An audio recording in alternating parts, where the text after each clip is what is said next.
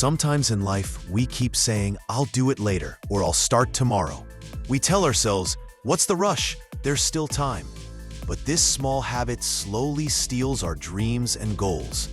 In today's world, full of distractions, endless scrolling, and constant notifications, it's easier than ever to lose track of time without realizing it. Remember, time isn't just what ticks on a clock. Time shapes our destiny. The one who respects time climbs to success. The one who wastes it burns in regret.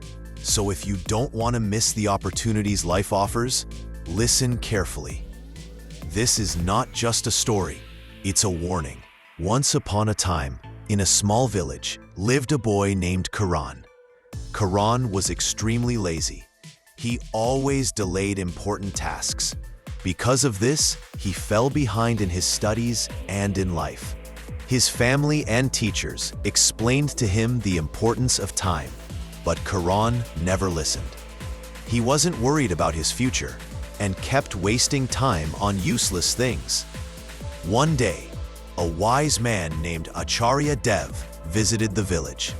He was well known for his knowledge and wisdom. People from many places came to meet him and learn from him.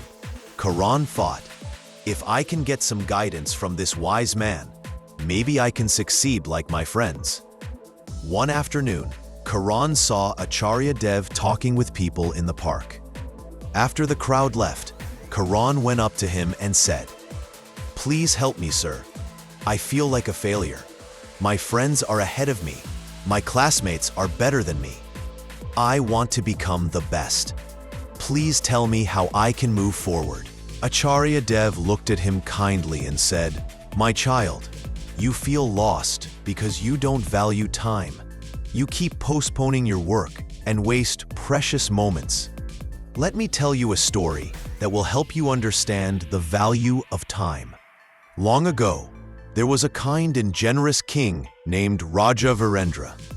He loved his people and always helped them.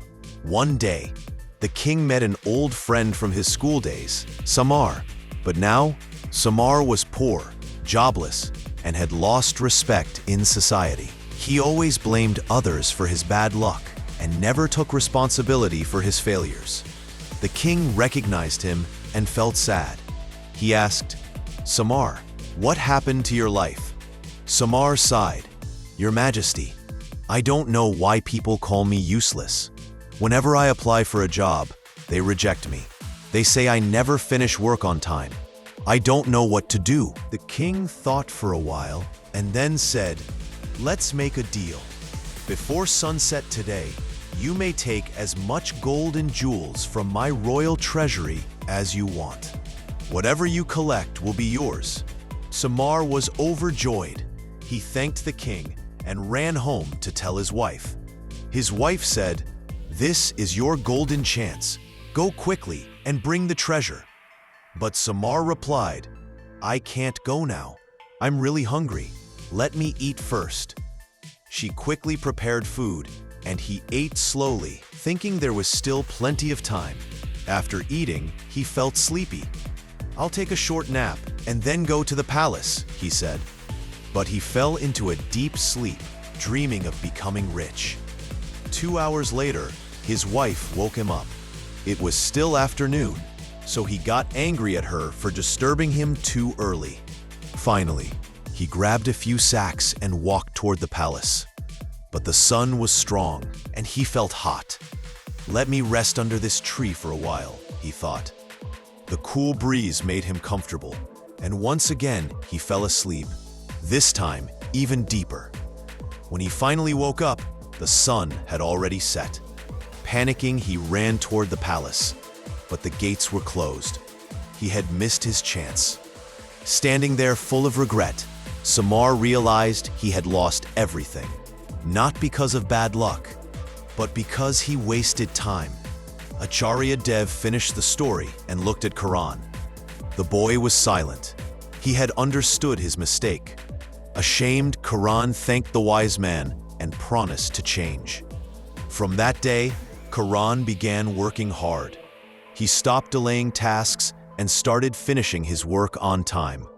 Slowly, he saw success. His family respected him. His friends admired him. He became confident and happy. Moral: in real life too, time is more valuable than gold. It's our most precious asset. Once gone, it never comes back. As the saying goes, if you value time, time will value you. But if you waste time, time will destroy you. A passenger who misses a train by 1 minute understands the value of a minute. A student who fails an exam knows the value of a year. Those who respect time achieve great things. Those who waste it fail. So use your time wisely. Work hard. Spend moments with family, enjoy life with friends, and move forward toward your dreams. If you liked this story, give it a like and leave a comment. It helps more people discover it. I'll be back soon with another inspiring story. Till then, stay patient, stay grateful, and keep moving forward in life. In a small, quiet village, surrounded by green hills and whispering trees, lived a boy named Aaron. He was just 12, with wide, thoughtful eyes and a heart that carried too much pain. Aaron had lost his parents in a tragic accident. Since then, he lived with his uncle, a man who hardly spoke to him. Every day felt the same: school, chores, silence. While other children laughed and played, Aaron only sat by the window, watching the sky change colors. He felt invisible, forgotten. Inside, it was like carrying a heavy bag full of unspoken words. One rainy afternoon, on his way home, Aaron decided to take the long path through the woods. The rain had softened into a mist. The smell of wet earth filled the air. And then, he saw it. A small, old cottage hidden behind tall bushes. The wooden door was slightly open. Curious, Aaron stepped closer. Inside, by the fire, sat a frail old man carving wood. He looked up, startled for a moment, then smiled gently. "Ah, a visitor. Come in, child. No need to stay wet." Aaron hesitated, but something about the man's voice felt safe. Slowly, he stepped inside. The man handed him a dry towel.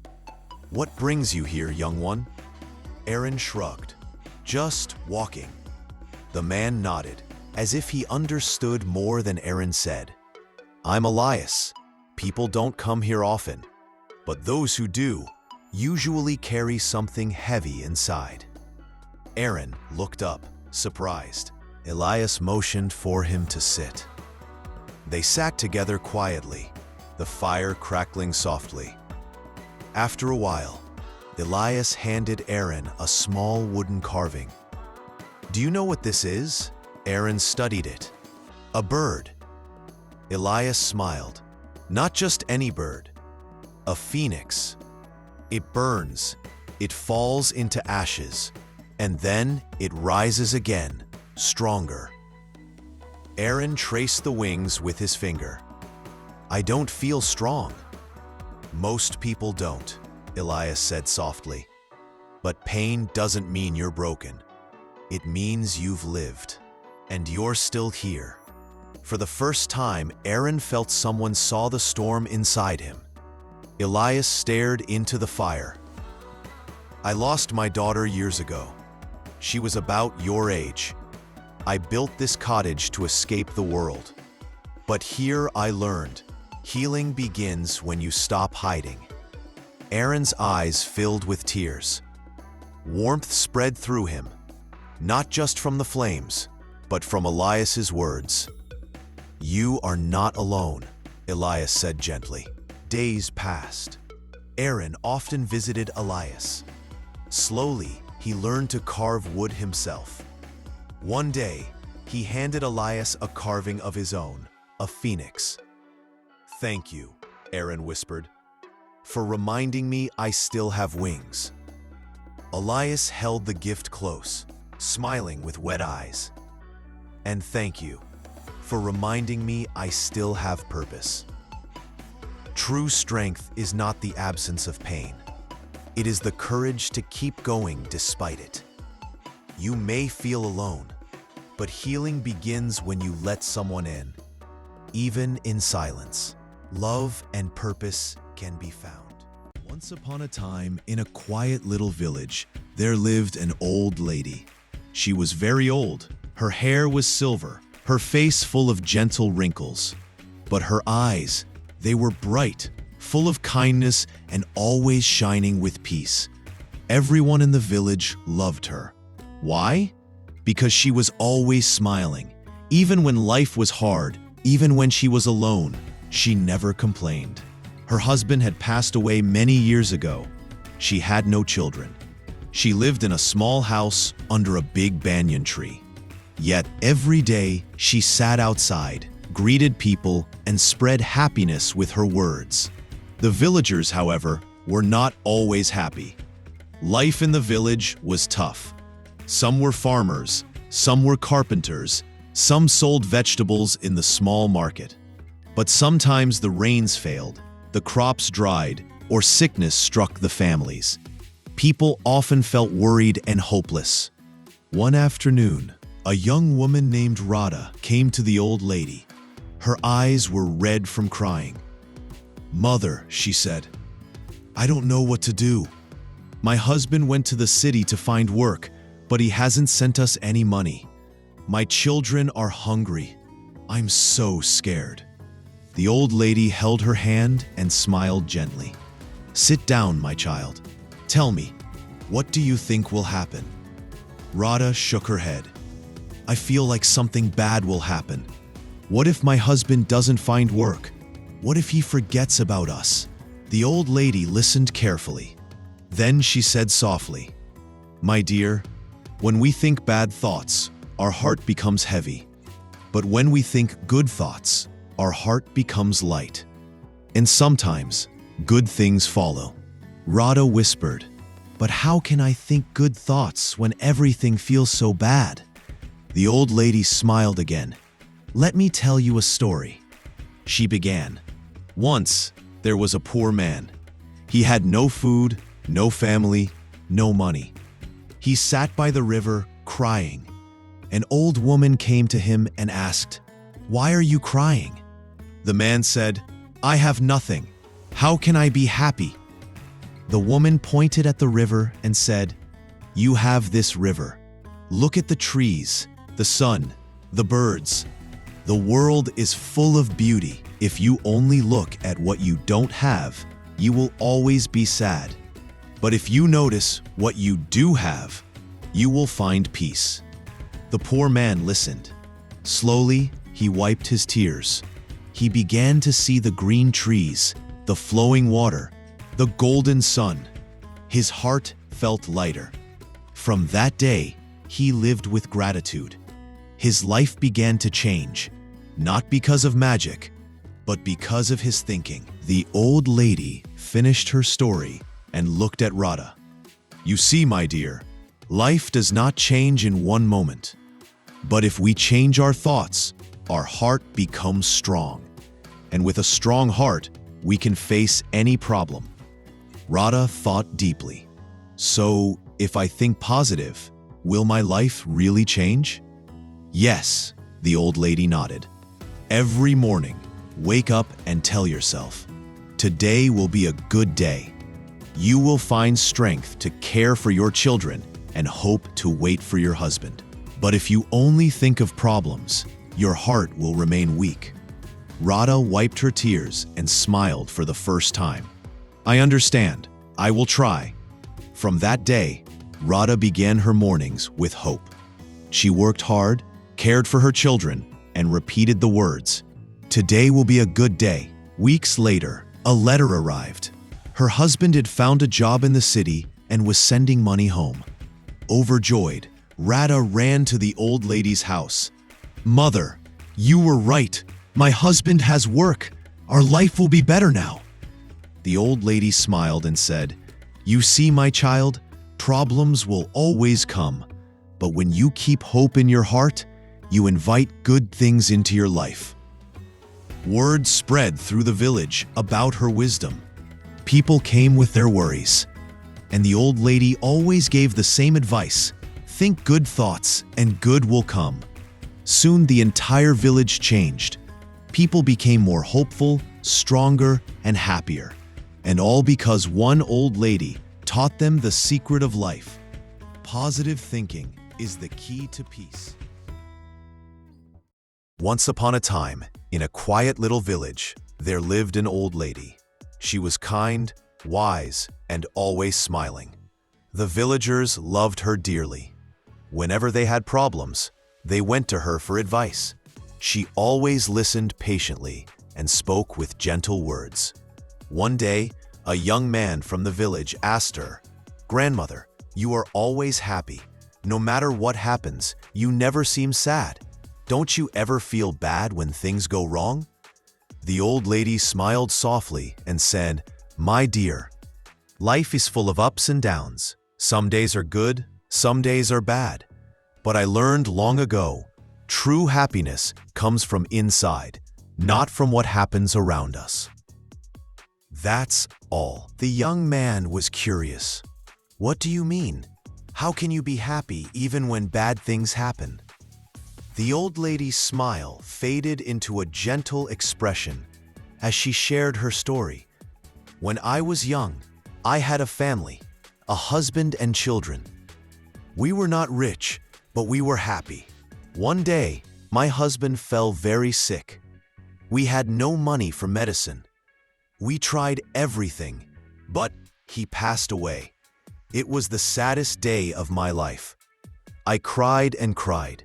I thought I would never be happy again." The young man listened in silence. The old lady continued, "But after some time, I realized something. My sadness would not bring my husband back. My children still needed me. I had to find a way to live again. So I started to look at life differently. I understood that bad moments will always come, but I decided not to let them steal my happiness forever." The young man leaned closer. "But how did you do that?" She smiled gently and replied, "Every morning when I wake up, I tell myself, today is a new day. I will find something to be happy about. Some days are harder, yes, but I always find something, even if it is small. Maybe the sun is shining. Maybe a flower has bloomed. Maybe I meet a friend. There's always something to be thankful for."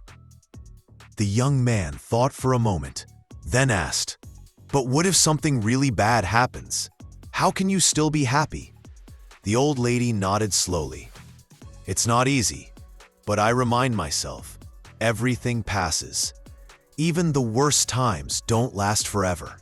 When pain comes, I whisper to myself, this too shall pass. And I focus on what I still have, my health, my friends, or simply the gift of being alive. Happiness is a choice. You can focus on the bad things and remain sad, or you can choose to see the good things and stay happy. It is not always easy, but it is always possible."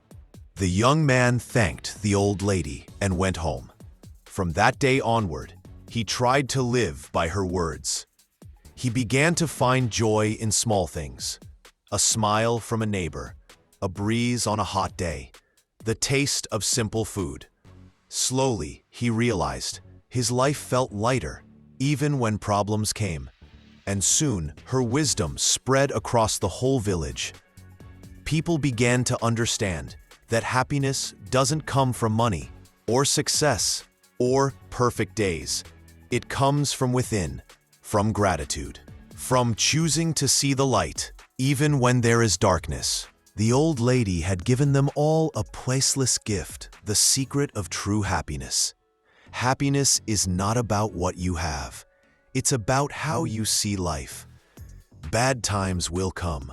Good times will come, but both will pass. So be grateful, look for the little joys, and remember, happiness is a choice, and it lives within you. Hello everyone. Today we have a very interesting story about a lazy boy who turned out to be quite smart. By the end of this story, you'll learn how even laziness can be overcome when you have a strong reason to work hard. And that's not all. While listening, we'll also learn some new English words and how to use them in sentences. So, stay with me till the end. Once upon a time, in a small village, there lived a young boy named Arjun. He stayed with his parents in a little house on the edge of town. Now, Arjun had a problem. He was lazy. Every day, he helped his father in the rice fields. But his job was only to chase away the birds that came to eat the crops. Most people used sticks or slingshots to scare the birds. But Arjun didn't like to move much. So he built wooden poles around the field and connected them with ropes. By pulling the ropes while lying down, he could scare the birds without even standing up. His father sometimes worried, if I get sick, how will Arjun take care of the whole field? But since Arjun somehow managed to finish his small tasks, his father never got angry. One summer, during a very dry season, Arjun's father fell sick. Now, Arjun had to take care of the entire field by himself. He tried, but he wasn't used to such hard work.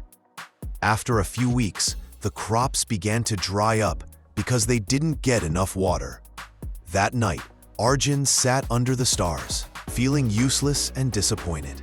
He thought, why didn't I ever try harder? Now my family's hope is gone. The next morning, Arjun heard people talking in the village. A soldier was announcing a big competition at the king's palace. The winner would get a chest of gold. Arjun thought, this is my chance. I can save my family. The villagers laughed. How can a lazy boy like Arjun win against strong men from all over the kingdom? They said. But Arjun didn't care. He left for the palace. After 3 days, the competition began. The first challenge was to cross a huge lake. The first 3 to reach the other side would qualify for the next round. 3, 2, 1, go! Everyone jumped into the water and started swimming. But Arjun stood still. There's no way I can beat them by swimming, he thought. Suddenly, he had an idea.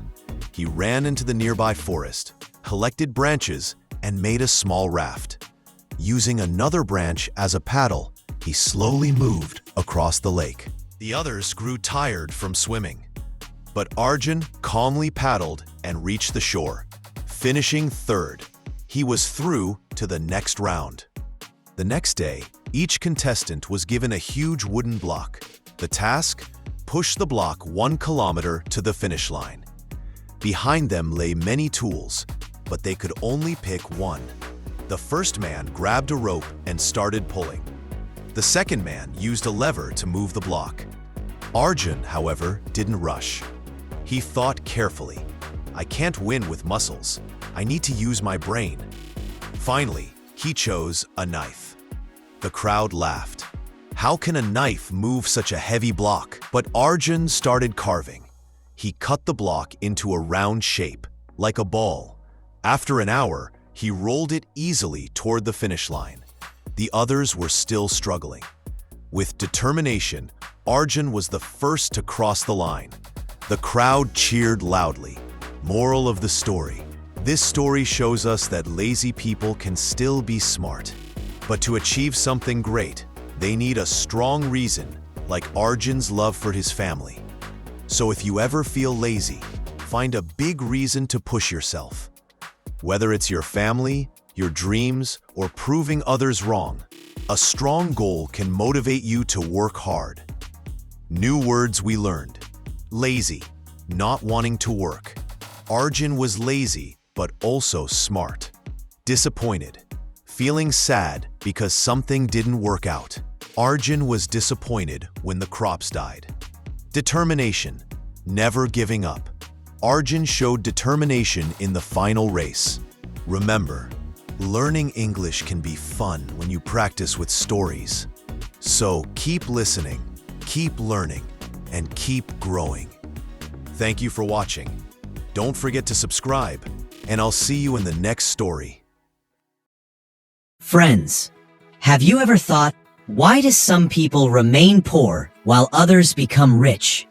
The answer lies in one small rule: give and take.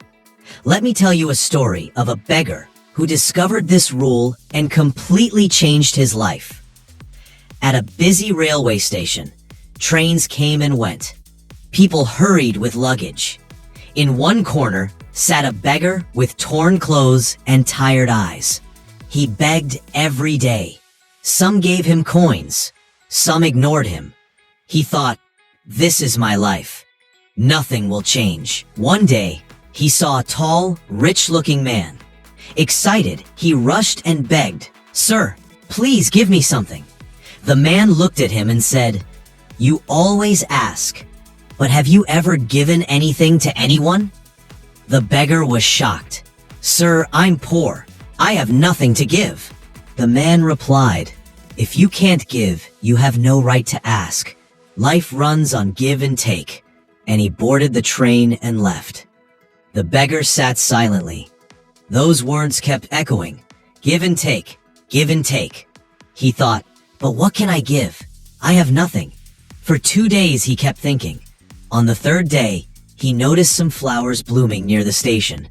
Suddenly an idea struck him. "I may be poor, but I can give flowers." That day, when people gave him coins, he smiled and offered them flowers in return. People were surprised. Some laughed, some admired him, but everyone accepted the flowers with joy. Slowly, more passengers began giving him money. For the first time, he felt proud. His begging had turned into business. Day by day, his earnings grew. He bought fresh flowers and sold them. He thought, "I was never a beggar. I was always a businessman. I just didn't see myself that way." His eyes now shone with confidence. His hands no longer begged. They offered value. 6 months later, the same rich man came to the station. He saw a smartly dressed man with a basket of flowers. Curious, he went closer. The flower seller smiled. "Do you recognize me? I was that beggar you once spoke to." The man was shocked. "You? But how?" The seller laughed. "You taught me. Life is give and take. When I started giving, the world started giving back. Today, I am a flower merchant." Friends, the rule is simple. If you only keep asking, life gives little. But the moment you start giving, kindness, help, value, life gives you more than you imagine. Remember, we are not beggars.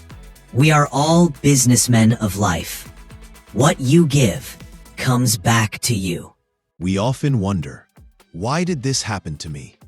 And sometimes, when life gives us comfort, we grow proud and forget the one who gave it. But in truth, everything is already written by our Creator, and only time can reveal what is truly good or bad. Maybe right now you're going through a hard time, or maybe you're enjoying success and forgetting tomorrow. Either way, this story is for you. So listen carefully, because it might just change the way you see life. At the foot of a green hill, beside a thick forest, there was a small village. In that village lived a humble farmer named Mr. Adam. He was poor. Some days, having 2 meals felt like a blessing. But despite his struggles, he never complained. He lived with peace in his heart. Mr. Adam owned a small piece of land. He worked hard every day with his only son, Daniel, and their strong white horse, Max. But Max was not an ordinary horse. He was fast, intelligent, and hardworking. To them, Max was not just an animal. He was part of their family. One day, word about Max spread. A rich businessman, Mr. Smith, came from the city with his son just to see the horse. He was amazed. "I'll give you a fortune for him," Mr. Smith said. But to everyone's shock, Mr. Adam refused. "This horse is like family. I cannot sell him." The villagers laughed. Adam is a fool. He turned down so much money. Such a chance will never come again. But a few days later, something unexpected happened. One morning, Max disappeared. His stable was empty. The villagers mocked Adam even more. See, he couldn't even keep the horse safe. Serves him right for refusing money. Daniel was heartbroken. Father, how can you be so calm? We've lost Max. But Mr. Adam simply smiled and said, My son, don't call it bad so quickly. Time will tell what it really is. Daniel didn't understand. A few days later, while working in the fields, they saw something unbelievable. Max had returned, bringing 5 wild horses with him. The villagers were stunned. Adam is so lucky. What a blessed man. But Mr. Adam remained calm. Maybe Max went into the forest to find his herd. Now he has come back with them. Daniel noticed something. Whether the news was bad or good, his father stayed the same. Calm and steady. Daniel began training the wild horses. But one day, while riding one, he fell badly. His leg broke. Again, the villagers whispered, These horses are nothing but trouble. See what happened to his son. Lying in pain, Daniel said, Father, this time it is truly bad. But Mr. Adam replied gently, My son, don't judge so quickly. Time will tell. A week later, war broke out in the land. Soldiers came to the village, taking away all the young men to fight. But Daniel, with his broken leg, was left behind. Days later, news came that many of those boys never returned. The whole village was filled with crying. People came to Adam and said, You are so lucky. Your son was saved while we lost ours.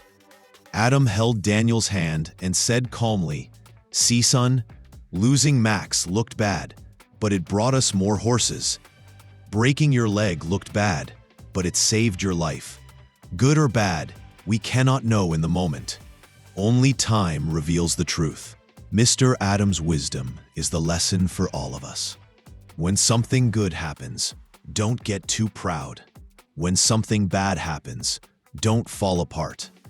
Everything is part of time. Life has balance.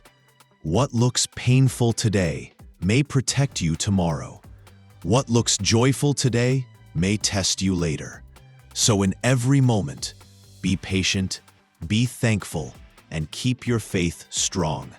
Because everything happens for a reason, and only time will tell. Welcome, my friends. What if I told you that one man's dream laid the foundation of India's greatest companies? That a boy born in a small Parsi family with no royal blood and no political power would one day create a legacy so strong that even after 150 years, his name still means trust. This is not just the story of a business. This is the story of a man who dreamed for a nation.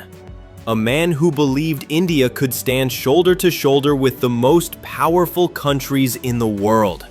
This is the story of Jamsetji Tata, the father of Indian industry. The year is 1839. A boy is born in Navsari, Gujarat. His name, Jamsetji Nasarwanji Tata. His father runs a small trading business. Life is simple, but Jamsetji's mind is restless. He doesn't just want to trade, he wants to create. At 14, he joins his father's business, learns the basics of trading, but soon he looks at the bigger world. He sees ships, machines, steel, and asks himself, why should India only buy from the world? Why can't India build for the world? This was the seed of a dream. In his 20s, Jamsetji moves to Bombay, now Mumbai. He starts as a trader in cotton. While others look for small profits, Jamsetji studies the global market. He sees how England rules the world with its industries. He thinks, If India wants respect, we must also build industries, not just farms. Soon, he sets up his own textile mill in Nagpur, Empress Mills. But this was not just a mill. Jamsetji introduced modern machinery, proper ventilation for workers, pensions, schools, at a time when no one cared about workers. People laughed at him. They said, why waste money on workers? Just make profits. But Jamsetji said, in a free enterprise, the community is not just another stakeholder. It is the very purpose of existence. That single line became the soul of Tata. As Jamsetji grew older, his vision grew larger. He had 4 great dreams for India. 1. A world-class steel plant, so India could build with its own strength. 2. A top university, to make India a center of knowledge. 3. A grand hotel, so Indians could hold their head high before foreigners. 4. A hydroelectric plant, to give clean energy to the future. Think about this. In the 1800s, when India was under British rule, one man dared to dream these things. Jamsetji's heart burned when he was once denied entry into a luxury hotel in Bombay because he was Indian. He silently decided, one day, I will build a hotel so grand that even the British will be proud to stay there.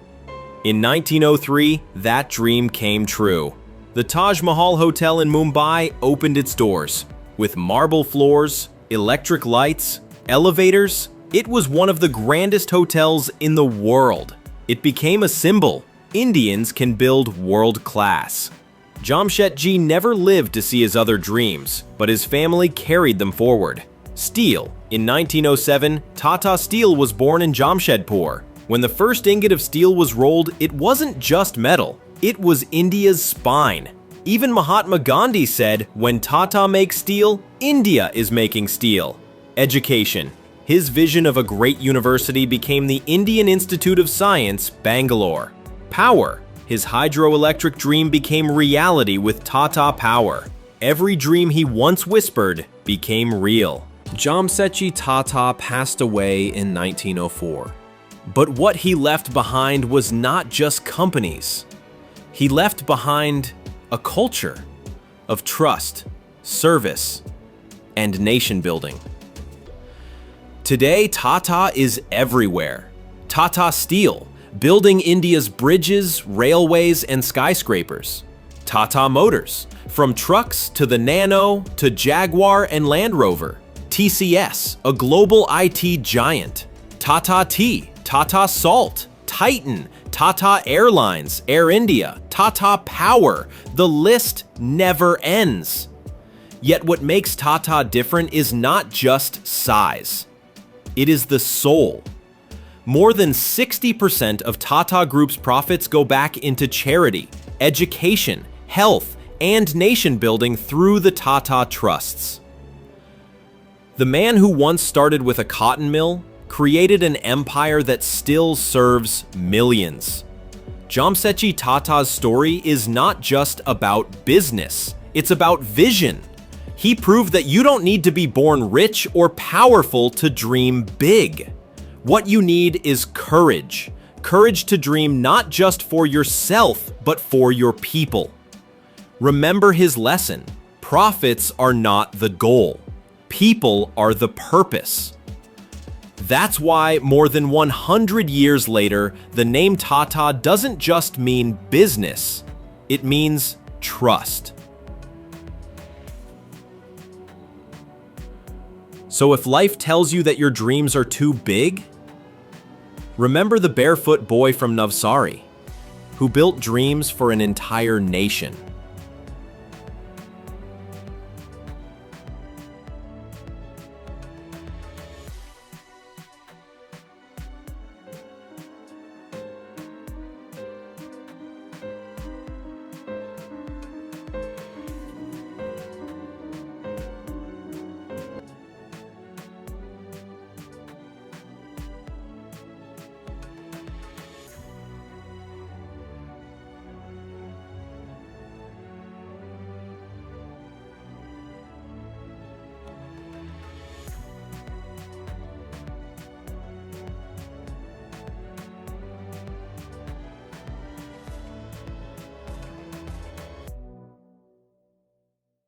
Welcome, friends. What if I told you the man who started Hyundai, one of the world's biggest companies, once worked barefoot in muddy fields, never went to college, and was so poor he couldn't afford a train ticket, so he ran 120 kilometers to chase a dream? This isn't fiction. This is real. This is the story of a boy who had nothing and built everything. It's a story about grit, failure, rebuilding, and one decision that changed a life. Never stop trying. Year 1915. Place: a poor village in undivided Korea. A boy named Chung Ju-young is born into a farming family. From age 7, he works the fields barefoot. His father believes, work hard, don't dream. But Chung dreams. At 14, he tries to study, but his father drags him back to the farm. Still, Chung's hunger for more won't die. He leaves home again with almost no money and a single dream: go to Seoul and learn. He couldn't afford a train ticket, so he ran 120 kilometers on foot. In Seoul, he works on construction sites: bricks, cement, back-breaking labor. He saves, learns, watches people, and studies life instead of books. With a partner, he opens a small rice shop. The partner steals the money and runs. Chung loses everything, but not his spirit. He starts again, carrying bricks, delivering salt, fixing bicycles, cleaning shoes. He learns business by doing. In his 30s, he starts a small construction company. He names it Hyundai, which means modern. Korea is devastated after World War II and the Korean War. Most see ruin. Chung sees opportunity. He bids for big projects, visits sites himself, hires smart people, and doesn't shy from risk. When the government asks him to build a bridge over the Han River, a job Hyundai has never done, people laugh. He studies, hires engineers, learns fast, and completes the bridge in 4 months. That bridge becomes a symbol. Korea will rise. Hyundai's reputation soars. From roads to dams, ports to shipyards, Chung keeps taking on what others call impossible. Chung didn't want to copy the world. He wanted to create. When Hyundai decided to build ships, critics laughed. They partnered with foreign experts, learned, and soon built world-class ships. Next came the boldest move: cars. In the early 1970s, Chung hired top British engineers, set up a tiny workshop, and began the long, gritty process of learning automobile manufacturing. Failures came. Engines broke. Parts failed. But Chung asked every time, "What did we learn?" Failure became training. In 1975, the Hyundai Pony was born, Korea's first mass-produced car. It wasn't fancy, but it was Korean, affordable, and symbolic. Hyundai then moved into global markets, slowly and strategically. Hyundai's first attempt at the US market brought explosive sales, but quality problems followed. Critics called Hyundai cheap and low quality. Instead of hiding, Chung decided to rebuild. Strict quality control, better materials, improved testing, and a focus on pride over price. Year after year, Hyundai improved. By the 1990s-2000s, Hyundai was winning global quality and design awards. No longer cheap, now respected. Hyundai became more than a company. It became national pride. It created jobs, trained engineers, and helped Korea transform from poverty to industry. In 1998, in an act that shocked and moved the world, Chung traveled to North Korea with 500 cows, a symbolic gesture of reconciliation. He wasn't a politician, he was a humanist who remembered his roots. He worked until old age, still visiting sites, still asking what to build next. In 2001, at 85, Chung Ju-young.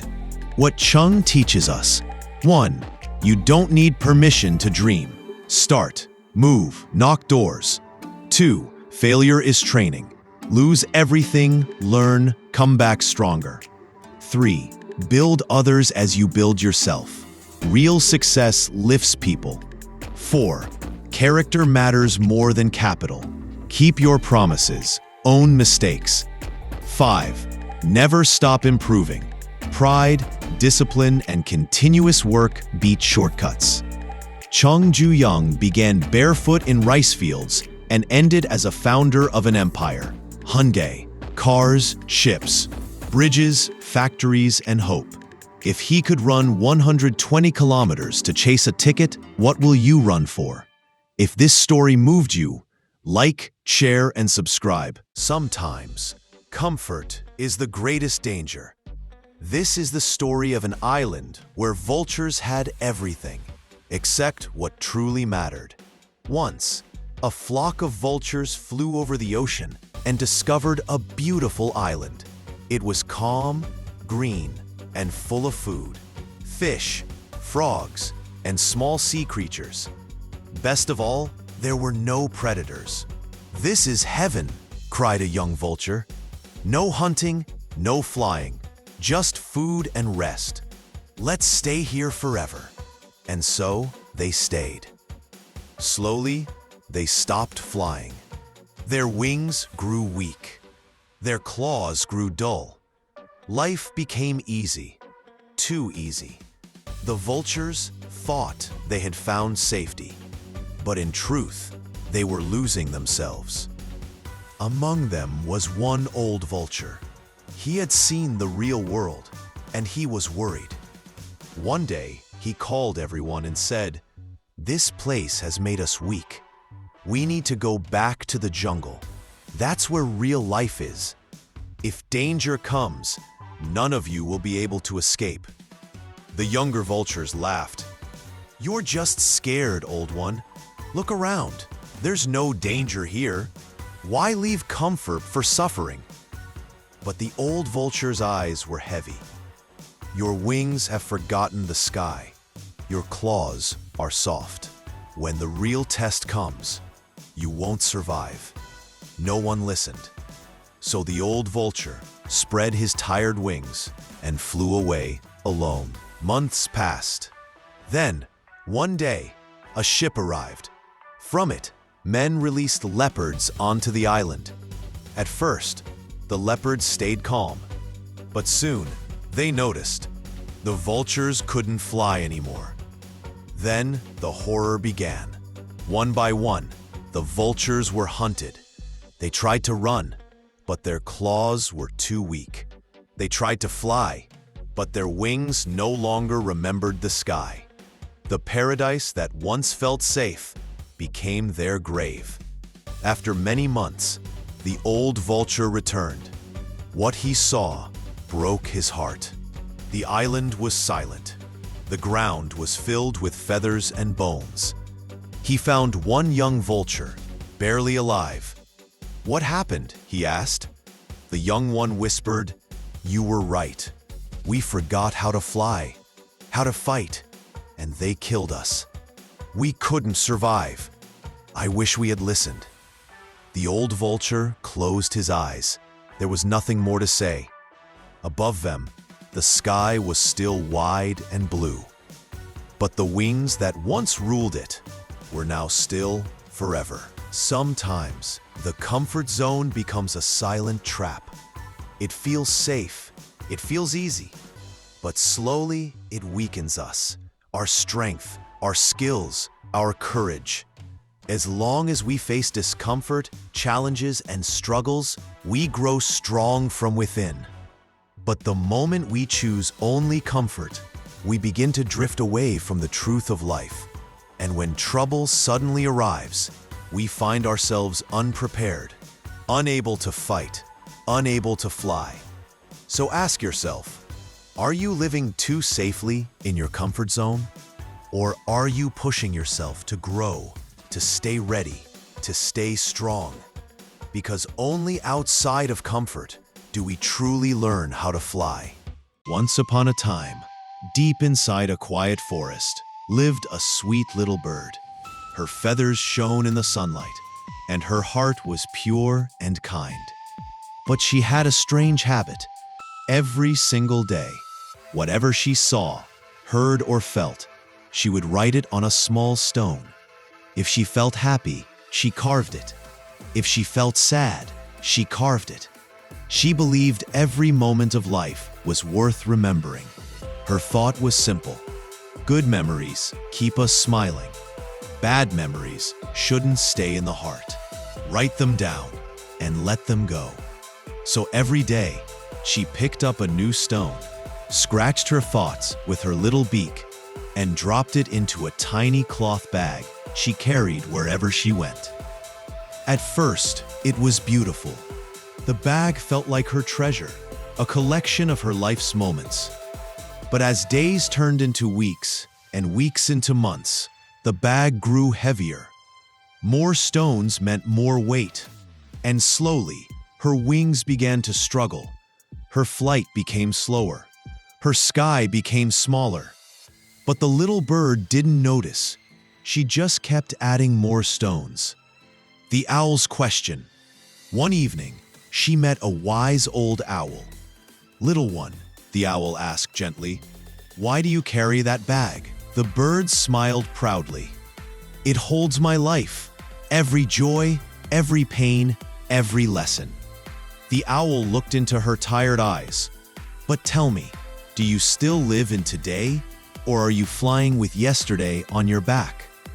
The little bird didn't understand. She laughed softly and flew away. But even that flight was heavier than ever before. Weeks passed. The bag was now overflowing with stones. Her wings ached. Her energy was gone. And one rainy evening, while trying to fly to safety, she couldn't lift herself. The weight of the stones pulled her down. She fell, and the very memories she thought would protect her now crushed her delicate body. That night, the wise owl visited her again. Looking at her still little body, he whispered sadly, "Memories are meant to guide, not to chain you down." She tried to carry everything, but forgot how to live. Just like the little bird, many of us carry every memory, good or bad, on our backs. We hold on to the pain of yesterday, or even the joy of yesterday, for too long. But life is about letting go. We can't change what has already happened, but we can live today. So forgive, forget, move on, take new steps, try new things, live with a light heart, be grateful, be patient, and always keep flying forward.